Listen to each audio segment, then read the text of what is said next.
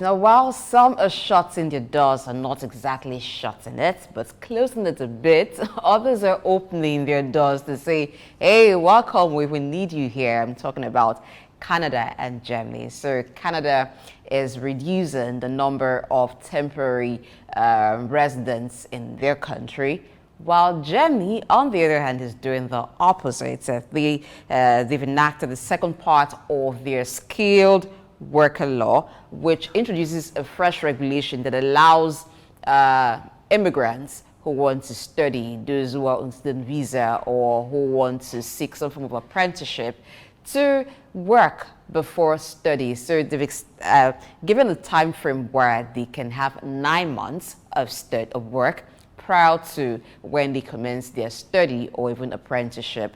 Talking about this with us would be Dr. Sonny Omwenyeke, who is a visiting lecturer at University of Oldenburg, Germany, and he joins us virtually. Good morning, welcome to the show. Good morning, thank you for having me.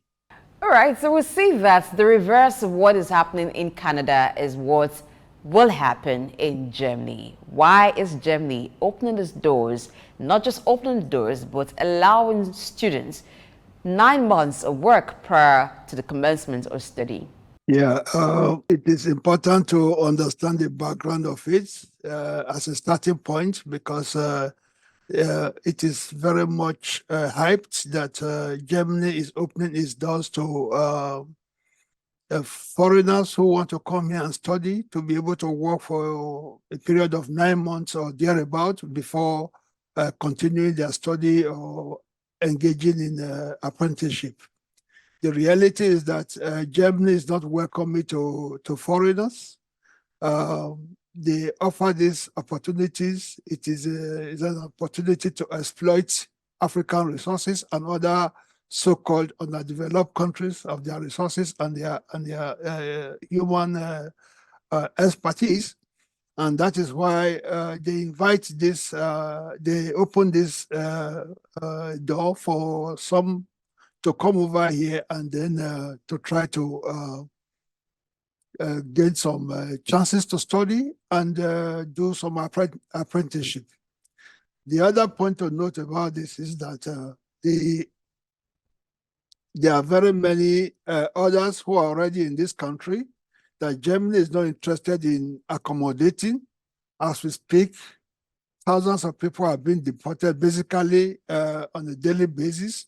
Their human rights are being violated on a daily basis, and even this in violation of the convention that Germany is a signatory to.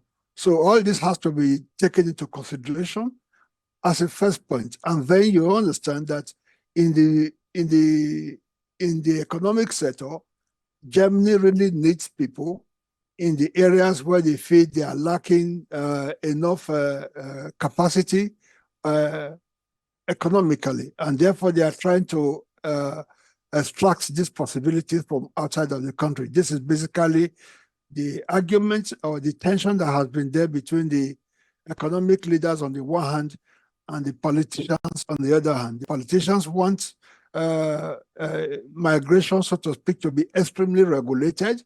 The economic leaders want more of this expertise to come from outside to help the economy. All right, glad you have joined us once again. If you look at the statement released in this regard, the target here, they are skilled workers from hospitality, from IT sectors. Why do you think that this kind of skilled workers, they are of interest to Germany? It's a simple question, because Germany is totally lacking in this area, and they for years now they have been trying to find a way to fill this. As we speak, they rely very much on the Balkan states to get healthcare workers and healthcare service industry to help out in Germany. That is why they give visas of about a year or two to those in the Balkan states to come over to Germany and work for a certain period and then go back. So this also would be temporary. It's almost the same thing that's saying they will be temporary workers. To the point that you made that it's exploitative, is it really exploitative? Because these workers that will come will be paid, and that's some income for them. How do you see this? Well, yeah, well, it is not necessarily like this, because when you come over here after maybe studying or do something, learning some work back home, you come over here, you are definitely not going to be treated the same as other Germans that are taking similar positions. That is for sure. Discrimination is embedded in the whole system here. Racism is part of it, and therefore that is not exactly right. And then you have to look at it for those countries that are claimed to be of a less developed status. These people go to these countries and take even the little resources of expertise that are there further to the so-called developed countries. So this is why it is exploitative. They are denying the so-called underdeveloped countries their human resources, their expertise in the very field where they are more needed back home than in Germany. So this is why it is exploitative. All right, let's look at the ripple effect of the aftermath of this kind of development for Germany itself. Don't you think this will also lead to the surge in the number of international students and also decrease the number of people looking elsewhere for education? What will also be the aftermath of these to countries like Nigeria looking at this kind of development? Yeah, the reality is that there are, like I mentioned, there are a lot of Africans and others from other parts of the world who are here as migrants or refugees, so to speak, who are not being given the chance to go into these areas in most cases, right? Why?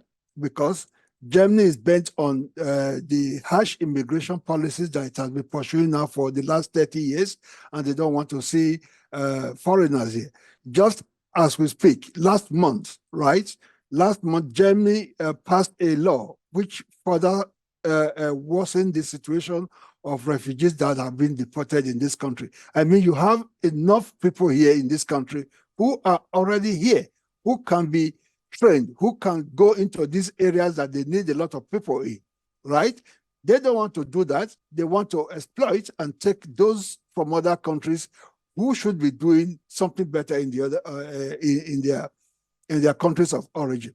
Now, if you look at when you put this situation side by side with what other countries are doing, maybe the situation in Canada is different, but in Germany, the increase of the number of students here doesn't make much of a difference, because for you to come in with this very provision that has been given in this so-called new law, it's not cheap, right? You have to deposit at least 10 to 12,000 euros somewhere, to be able to ensure that if you come to Germany, you are not going to be seeking any additional support from the state to survive here and carry out whatever you want to do. Now, you look at the situation of Nigeria, for example, with the exchange rate that is currently on. Imagine what it will cost somebody to raise 10 to 12,000 euros to come and try to get an apprenticeship here or study here. That is not a cheap option, right? And then you understand that this is not even a guarantee. You can be here and without satisfying the language requirement, this visa can easily be terminated and then you are gone. So what happens? The money you have spent, the time you have spent gets wasted.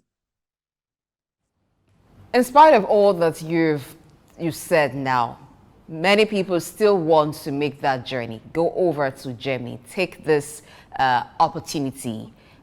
whether it's really an opportunity or not, as you said, but some people still want to do this. Now let's get to some of the work that you've done and something you said about migration. So apart from being a visiting lecturer at Oldenburg University in Germany, Dr. Sonny Omwenyeke is also the founder of Bremen Solidarity Center, and together we are Bremen, a refugee migrant group. Now, in the course of your work, you've been a long-time human rights activist with particular attention to refugees. You were even a prisoner of conscience in 2004 when you were in prison for civil disobedience for your fight for freedom of movement for refugees in Germany. Now, regarding the unfair treatment of migrants in Germany that you've talked about, and like I said, so many persons still want to make this journey. Why do you think there is the push for immigration to the West?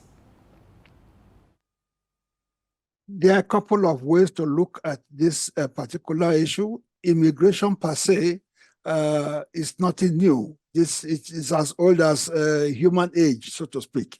The point is this: wherever people feel that they can have a better life, people will migrate to those areas and try to achieve their desires, right? In the case of Germany, it is simply like this, that for many people who want to migrate here, they are simply not well informed. They are not well informed about the realities of what Germany really is. For some people who come here as students, I've been in contact with countless students in this country for about 20, 30 years. I can tell you, very many of them are so surprised about what they see here, because no, you don't get what really happens on the news about what the situation in Germany is.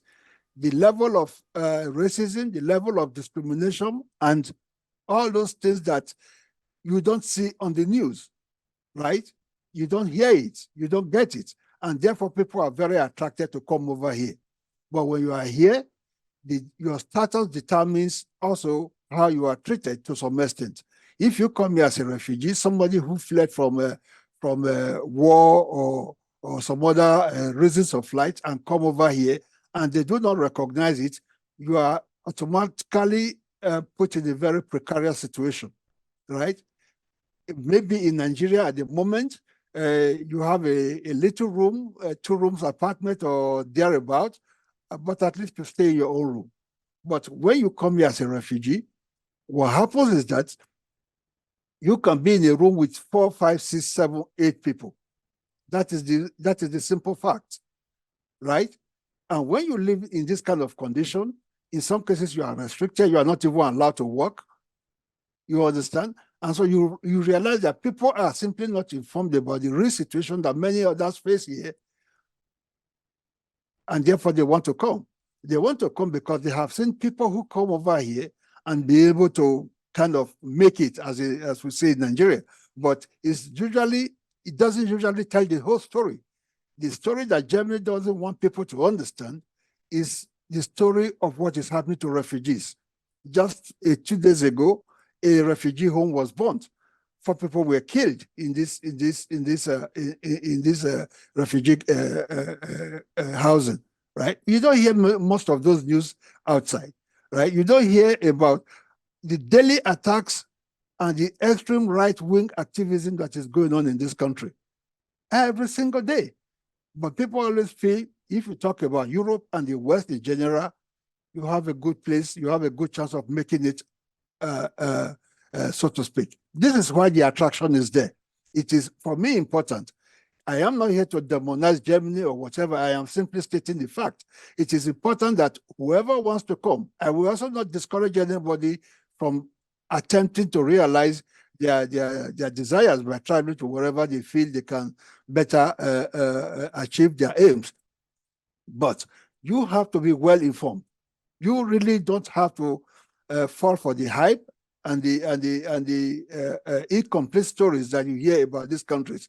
It is important to be well informed, because what we see here, I have been working in this field for quite a long time, over 30 years, right? And you see that is very precarious what people go through in this country. Like you said in my introduction, I was in prison here in Germany for 2 weeks, simply because I traveled from one city to another city without getting the permission to do so. And this is the law in Germany, at least to some extent. It is relaxed now, but this is the colonial law that the Germans used during the colonial times that continued to be applied to refugees in this country. Still today, this law is not abolished. It is still there. It is relaxed to some extent, but you have to understand that if you live in a city like Benin City, where I'm from, and you want to travel to Warri, you would need a permission from the police to be able to go there. If you do go there without permission and you are controlled by the police, you will be fined. You will be fined. If you do not pay the fine, you will have to go to prison. This is why I led the civil disobedience against this law in the early 2000s, where I ended up in the prison. And I was proud to do that because you just couldn't reconcile the whole idea that this is a developed country and yet they have this primitive, archaic laws for foreigners, so to speak. And this is part of the thing that many of us back home in Nigeria and Africa in general are not aware of about Germany. All right. We still need to tap more into your 30 years experience. I mean, that's not a joke. Now, I would like you to talk about some of the mistakes being made by, those who are migrating as a form of orientation. From your experience with these people, the refugees, and some Nigerians who have traveled to Germany, what are some of these common mistakes being made, some of these errors, and what are the likely issues they might deal with when they get to Germany as a form of orientation and for people to know better? I would like you to provide a form of advisory for our people. What are some of these issues they would deal with and some of these common mistakes they make when coming to Germany? Thank you. This is a very important question because for very many people, the first impression is that I'm going to the West. I'm going to Europe. In another 1 or 2 years, I'm going to make it and come back home and then enjoy my life and all that. The road is not that easy. It's as simple as that. Europe in general do not want Black people in particular to be in this continent. They don't want, Germany in particular does not want to have Black people here, and immigration is a big issue. And therefore, it is important for anybody who is aspiring to come here to understand that you are simply not welcome here. You are not welcome here. It is important to understand this, and then you have to find a way to navigate whatever issues that you may face. One is there is no work that is readily prepared for you to come and do here. You don't automatically have the permission to come and work here. It's not like we stay back home in Nigeria. You don't need the permission to work. You get a job and you go ahead and do the job. Here, if you come in as a foreigner, so to speak, you are not getting the automatic allowance or permission to go and work. If you can work, it will depend on the status of the visa that you got, right? So people have to be informed about this. Of course, there are those who are given opportunities to work because of their highly skilled level or whatever. Like if you are in the IT sector and you have attained a certain qualification that allows you to be in the areas where they are really needed, it is possible to get a working permit right away, and then depend, of course, on your language skills and how you balance that you can go ahead and work. So I want people to understand that it is simply not enough to say, yes, I'm going to Europe, I will make it in Europe and then come back and then enjoy my life back home. The road to making it in Europe, so to speak, is a very difficult one. That is why you see very many people are frustrated here. They've been here for a very long time. They cannot easily go back because they can't meet the expectations that they themselves set for themselves, right? That is one thing. The other thing is to understand that as long as you are here, it doesn't matter how qualified you are. you are going to face racism because the European structure as a whole, the Western structure as a whole is based on racist mentality. They are always going to see you, as long as you're not a white person, as inferior. It doesn't matter your qualification, it doesn't matter how high you may be in a particular position. The societal structure, the whole system is based on a racist classification. And we Black people happen to be quite low on that ladder. This is a reality. Of course, they will deny it and tell you that the German Constitution guarantees equal treatment to everybody. Then you're going to try to find out why is it that people are treated the way they are treated in Germany when they come there as refugees. Why is it that people are put in a camp where they have to stay and sleep in a room of 6, 7 people, yeah, in one single room, for example?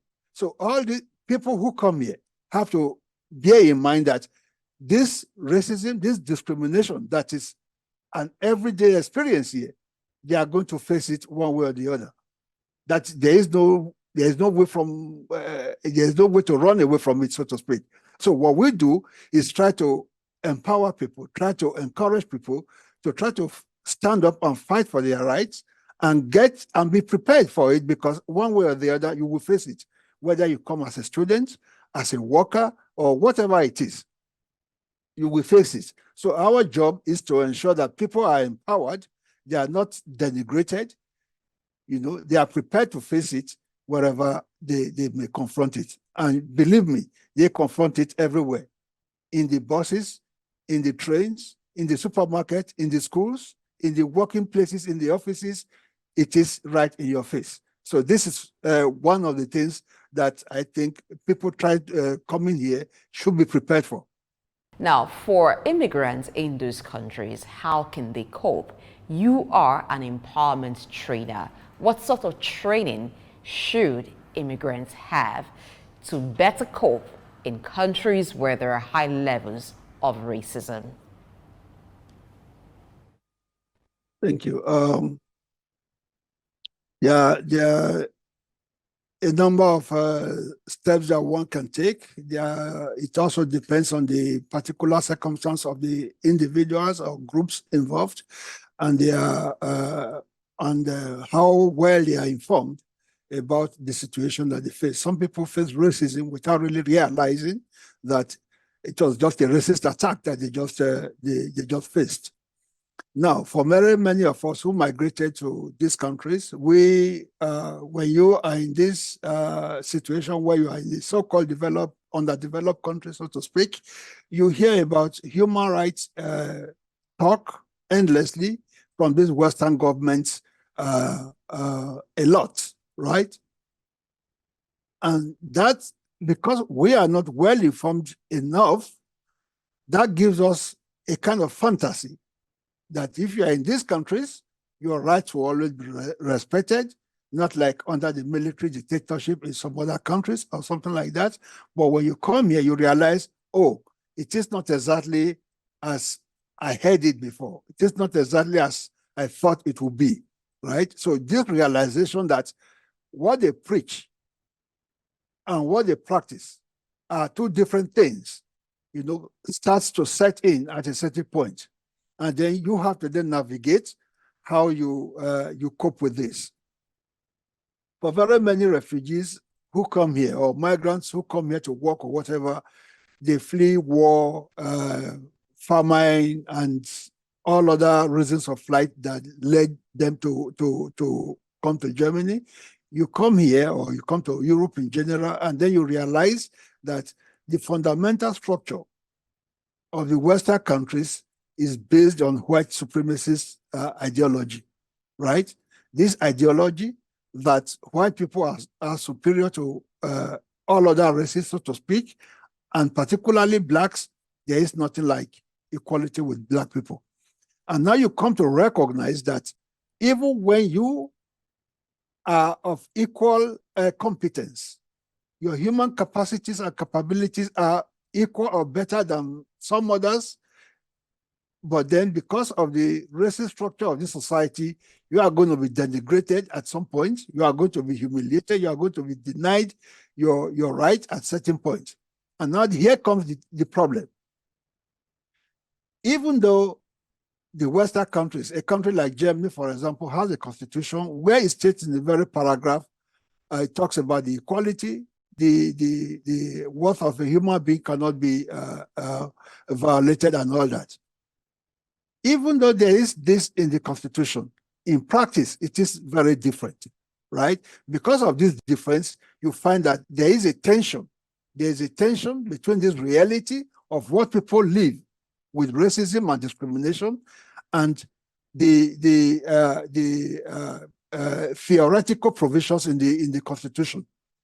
But if you really ask, I would say, if you really ask very many Germans, if you really ask very many white people, whether they are superior to black people, they will not hesitate in saying that they are, because this is how they have been socialized, this is how they have been raised.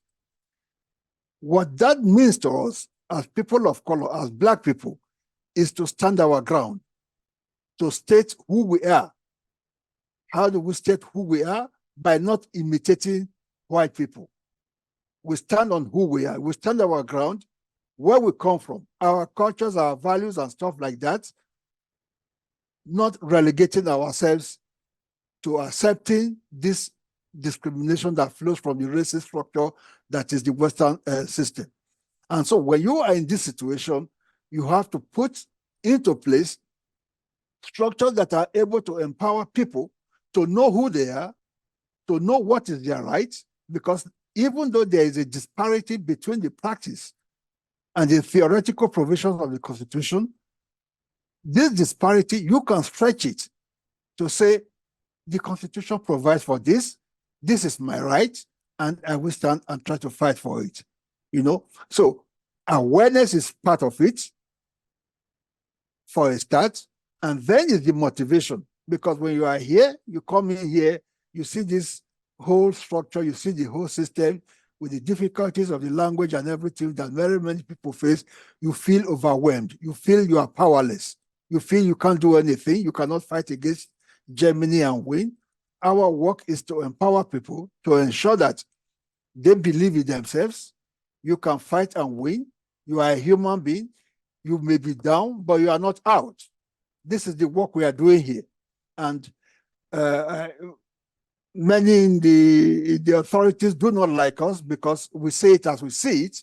We say we are here because we destroyed our countries. Very many of us would not leave our countries to come to Germany today or stay here for this long time without what we suffered in our countries. And part of this, the large part of it is or can be directly located at the doorsteps of the Western in the so-called industrialized countries. So it is to make people understand that it is possible to still fight for your right, even though you may be relegated by the practices that you encounter every day. It's a huge challenge because you are afraid. You are thinking that if you fight, they will take you back, they will deport you in the middle of the night and stuff like that. And they do that, but we try to make sure that people are able to resist and say, it is our right. Europeans can come to Africa anytime they like without hindrance, and yet we cannot come and stay here like they can stay. There is a power imbalance in that, and we try to make all this public in the process.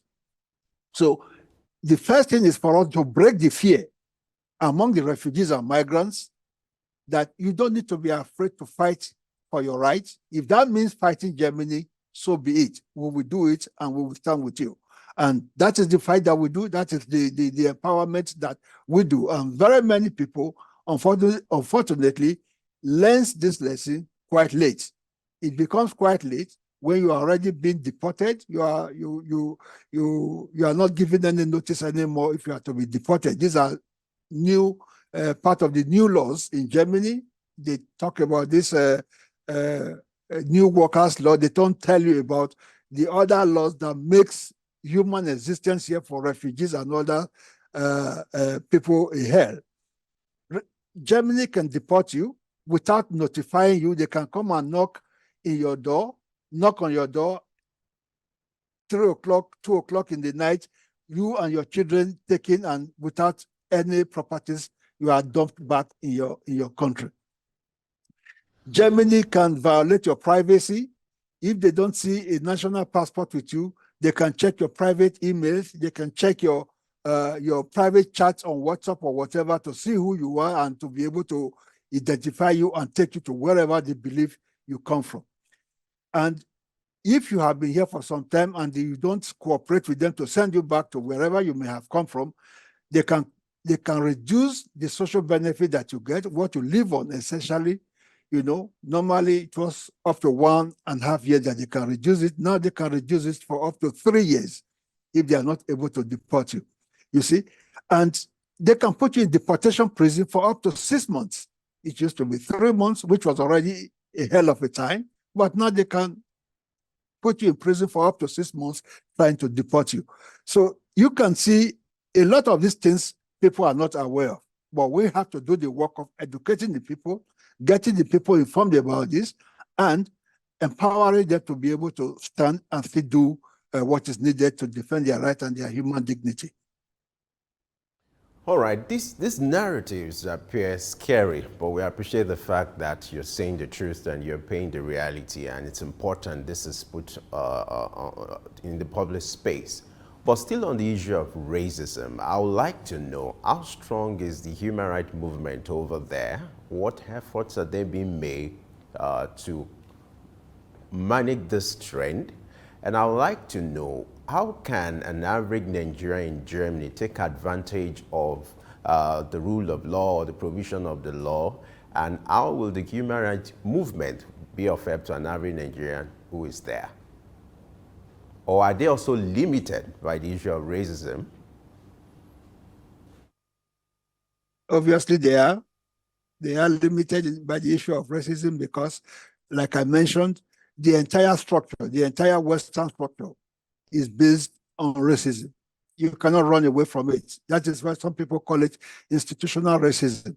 Without the racist structure of this country, you wouldn't have this country as it is today. It is the racist structure of this country that enables this country to exploit other countries and do all the damage that they do outside of this country just to make sure that they live the way they live and believe what they believe, that they are superior to others. So this is a very basic thing.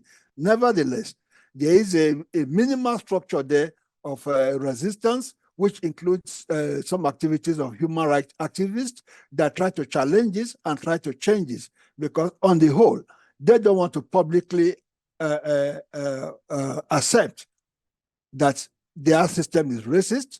They try to tell you that everybody is being treated equally. So it is you challenging this notion that you are equal, but you are being treated differently, that kind of puts some pressure on them to say, yes, you are right in this and stuff like that. And therefore, to some extent, we can still get some level of success at some point. Generally, the thing with very many Nigerians who are here is that many are not interested in doing anything that has to, in getting involved in many things that have to do with human rights and stuff like that. Everybody is kind of, I have got my own status, I have got my own work, I am fine, and me and my family, I really don't, what happens to the others is not my business. This is not only Nigerians, I have to say, sadly, but this is the mentality which ensures that if you are so divided that you do not care for others who come after you, right, then it is difficult for you to have a united front, to stand together and to be able to fight stronger for your rights and the rights of those of your brothers and sisters and others who come after you.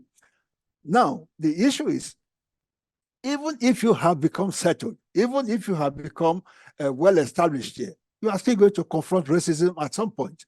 And that is why we say you have to be prepared for it at each and every point in time. Because even when you have the status, even when you know that your rights ought to be respected, at some point, there is going to be some discrimination, there is going to be some violation of those rights, and you should be prepared to confront them in whatever way possible. If it is by public advocacy, if it is by litigation at the courts or whatever it is, you have to be prepared to do this.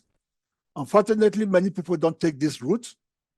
Some just bear it, believing that after all, it is probably worse in my country than this, and therefore they keep quiet over it.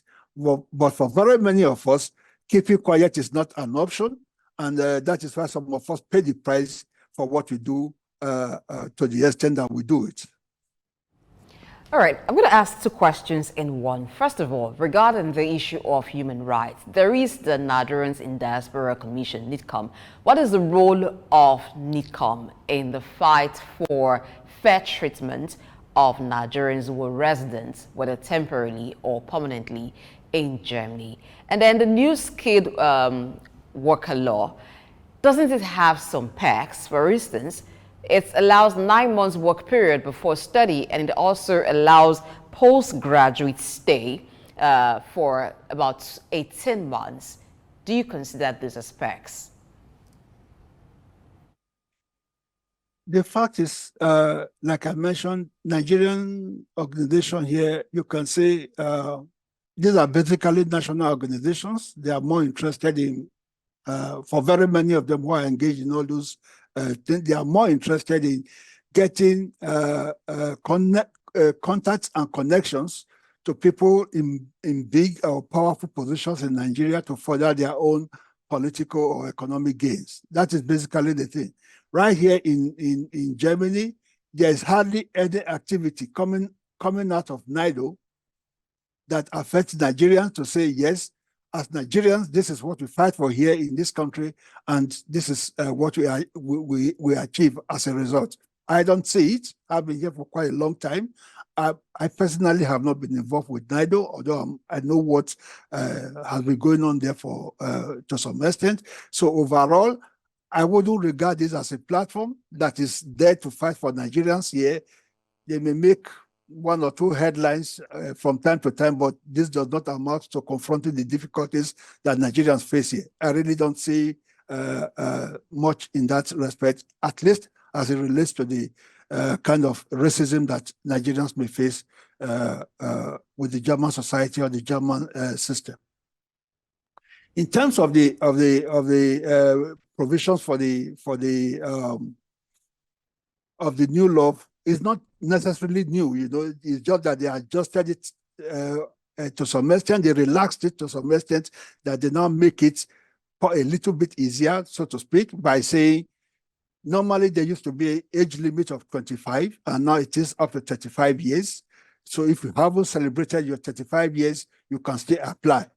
Now, you needed a language proficiency up to what we call here B2. Now it is only the basics that you need, which is B1. And then you can stay up to 9 months and